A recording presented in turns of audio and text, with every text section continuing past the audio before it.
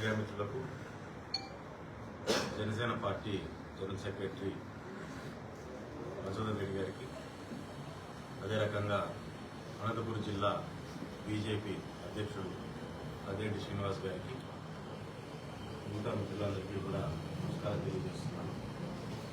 ఈరోజు కూటమి తరఫున అందరూ కలిసి కూర్చొని మన నియోజకవర్గంలో ఉన్న అనేకమైన సమస్యల గురించి కూడా చర్చించడం జరిగింది. చర్చలో భాగంగా నియోజకవర్గంలోని అభివృద్ధి, అలాగే చిన్న చిన్న అపోహలు బయట ఏ రకంగా అయితే రూమర్స్ కానీ ఇవన్నీ బయట వెళ్తున్నాయో అవన్నిటికి కూడా దృష్టి పెట్టాలి అనే దాని మీద ఆలోచన చేసి ప్రెస్ మీట్ని కూడా పెట్టాలని చెప్పి అనుకున్నాము.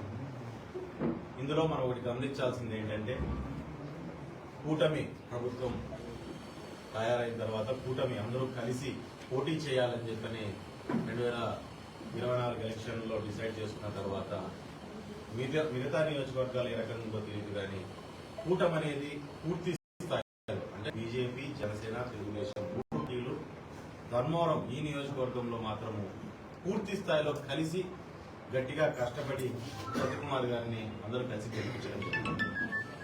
ఎంతో సఖ్యతతో ఎన్ని ఇబ్బందులు వచ్చినా ఏ ఉన్నా కానీ అన్నిటి పక్కన పెట్టి గెలిపే మన లక్ష్యంగా ఆ రోజు కూటమి సక్సెస్ ని ఈ నియోజకవర్గంలో ప్రూవ్ చేసుకోవడం జరిగింది.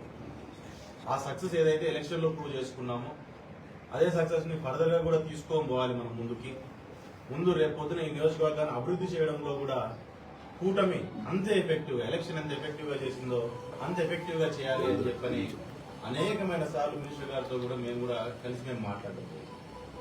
సో బేసిక్ గా అందులో భాగంగా నిన్న మినిస్టర్ గారు మాట్లాడుతూ చెప్పారు, ఆయన ఒక ఏంటంటే నియోజకవర్గాన్ని అభివృద్ధి చేయాలి, చేస్తేనే మనకి ఏదైనా సరే మనం ఇంత కష్టపడినందుకు, మనకు ఓట్లు వేసినందుకు ప్రజలకు ఒక మంచి ఇది తీసుకోగలుగుతామని చెప్పని ఆయన కూడా చెప్పడం జరిగింది. దాంట్లో భాగంగా కమిషనర్ని గతంలో ఇక్కడ 3.5 సంవత్సరం పనిచేసిన మల్లికార్జున కమిషనర్ గారిని ఆయన్నే మళ్ళీ ఇక్కడ పోస్టింగ్ పడ్డం.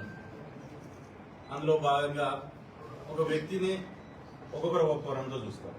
ఆయన డెవలప్మెంట్ కోణంలోనో లేదంటే ఆయన పనితీరు బాగుంటుందని ఆలోచన చేసినప్పుడు మేము గ్రూప్ 1 ఆఫీసర్ పెద్ద అంటే పోస్టు ఇది పెద్ద ఆఫీసర్ అని చెప్పి ఆలోచన చేసిన పైనుంచి వాళ్ళు వేసినప్పుడు పర్వాలేదని ఆయన అనుకోవడం. కానీ మేము 3.5 సంవత్సరం ఇక్కడ చేసినప్పుడు జనసేన కావచ్చు, తెలుగుదేశం కార్యకర్తలు కావచ్చు, లేకుంటే బీజేపీ కార్యకర్తలు కావచ్చు, ఆ కమిషనర్ నుంచి పడిన ఇబ్బందులు. ఎందుకంటే మాకు ఎట్లుంటదంటే మాకు ఒక హిస్టరీ ఉంది.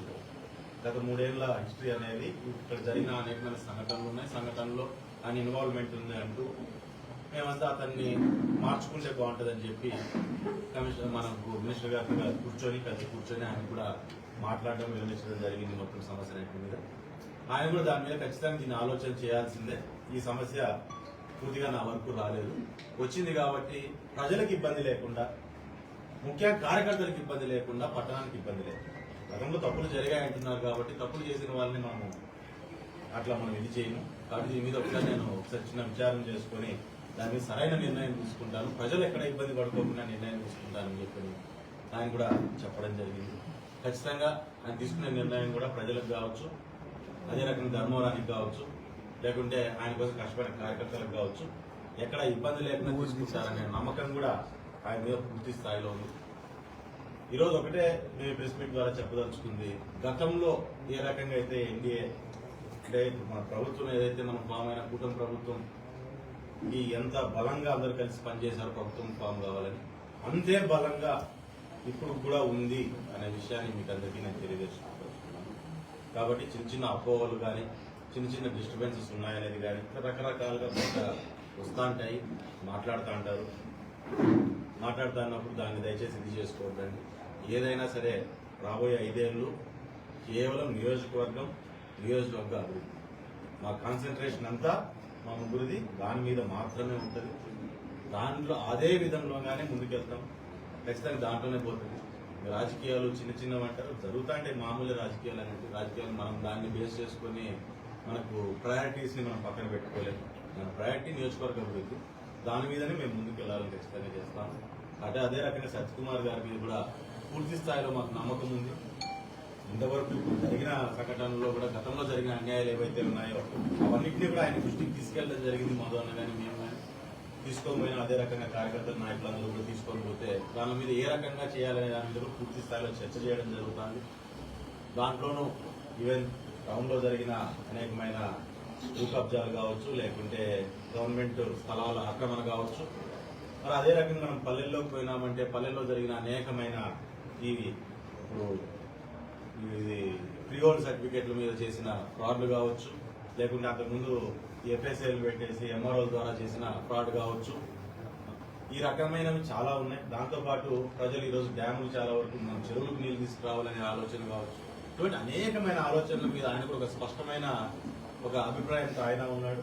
ఆ అభిప్రాయం దానికోసం అని చెప్పి మేము తీసుకెళ్లాల్సిన విషయాలు కూడా పూర్తి స్థాయిలో ఆయన కూడా తీసుకెళ్లడం జరిగింది. దాని మీద ఒక మంచి నిర్ణయాన్ని ఆయన కూడా తీసుకుంటున్నాడు. మాకున్నంత వరకు కూడా మేము కూడా దాన్ని ఎక్కడికక్కడ కొంచెం అభివృద్ధిని కొంచెం ముందుకు నడిపించాలనే ఆలోచనలోనే ఉన్నాం. ఇప్పటిదాకా ఇంకా మనకు టీచింగ్ పీరియడ్ అంటే ఎట్లుండదంటే ఇక ఒక ధర్మవరం కానీ కొత్తగా కాదు, ఏ నియోజకవర్గంలో చూసుకున్నా మొదటి 6 నెలలు చిన్న చిన్న సర్దుబాట్లు సెట్ రైట్లు దీనిలోనే ఉంటాయి. ఫస్ట్ 6 నెలల్లో కొంచెం సెట్ అవుతారు. అయినాక అభివృద్ధి అనే దాన్ని ఇంకా అక్కడి నుంచి మొదలు పెట్టుకుంటారు. ఎక్కడ నాయకులు అక్కడ, అధికారులు ఎక్కడ అధికారులు అక్కడ కూర్చున్న తర్వాత, నాయకులు ఎక్కడ వాళ్ళు అక్కడ కూర్చున్న తర్వాత, అధికారులతో ఆ ఇంటిమేసీ పెరిగిన తర్వాత వాళ్ళు వెళ్ళి కూర్చొని మాట్లాడి ఏదైనా సరే చేపించగలుగుతామనే కాన్ఫిడెన్స్ వచ్చిన తర్వాత అభివృద్ధి అనేది పనులనేటివి కొంచెం చకచకా మొదలవుతాయి. ఇది మామూలుగా ఉండే ప్రాసెస్. సో దాంట్లో భాగంగా చిన్న చిన్న ఏమన్నా అన్ని సర్దుబాట్లు ట్రాన్స్ఫర్స్ అన్ని జరిగిపోతున్నాయి. కాబట్టి ఇక్కడి నుంచి అభివృద్ధి అనేది కూడా చాలా స్పీడ్ గా మనకు ముందుకు వెళ్లే అవకాశం కూడా పూర్తిగా ఉంది. దాంతోపాటు ఇక్కడ చాలా మందికి జీవనోపాధి కలిగించాలనే ఆలోచన కూడా మేమంతా మాట్లాడడం జరిగింది, ఆయన చెప్పడం జరిగింది. దాంట్లో భాగంగా కూడా అనేకమైన ప్రాజెక్టుల గురించి కూడా మేము మాట్లాడడం జరుగుతుంది.